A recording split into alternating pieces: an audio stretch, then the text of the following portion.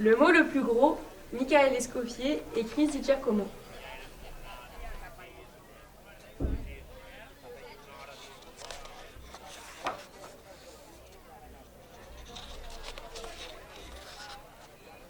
Nous voici en direct depuis la place de Grosville pour cette nouvelle édition du mot le plus gros. Ma chère Fifi, auriez-vous la gentillesse de nous rappeler le principe de cette compétition à laquelle nous allons assister dans quelques instants?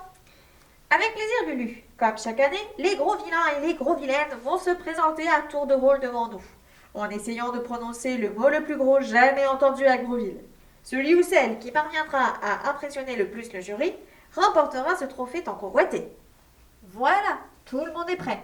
Le concours va pouvoir débuter.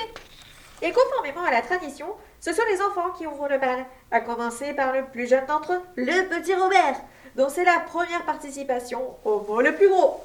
Il n'a que 2 ans, mais on sent déjà en lui l'étoffe d'un futur vainqueur. Le petit Robert s'avance, il semble intimidé. Il se concentre, la foule retient son souffle. Robert va se lancer.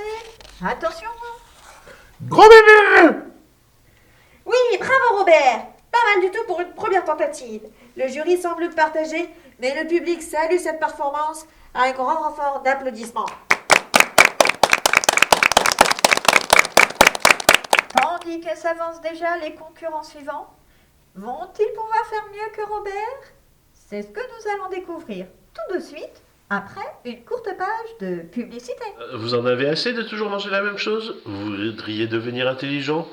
Alors découvrez Cérébral, la nouvelle barre de céréales enrichie en matière grise, parce que Cérébral ne nourrit pas que votre estomac. Cérébral, la première barre de céréales qui nourrit aussi votre cerveau, existe en différents formats à consommer avec modération.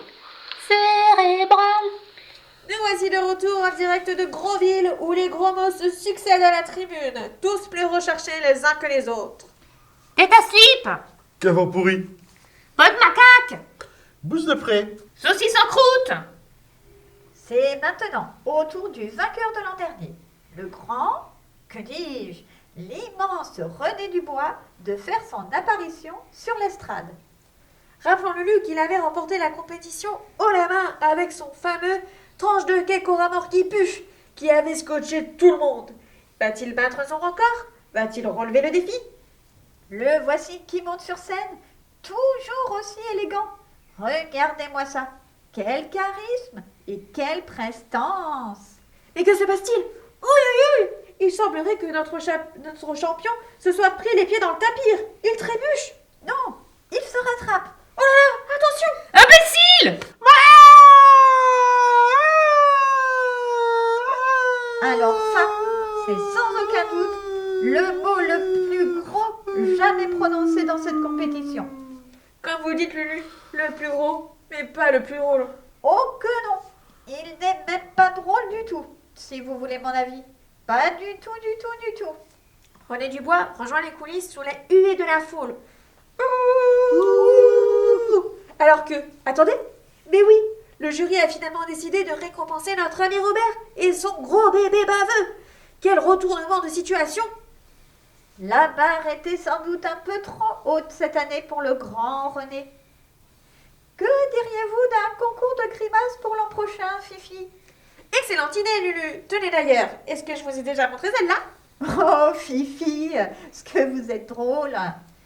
C'est sur cette image que nous allons nous séparer. Merci de nous avoir suivis et à bientôt. Et celle-là? C'est bon, Fifi, on ne nous voit plus. Oh, dommage, je l'aimais bien.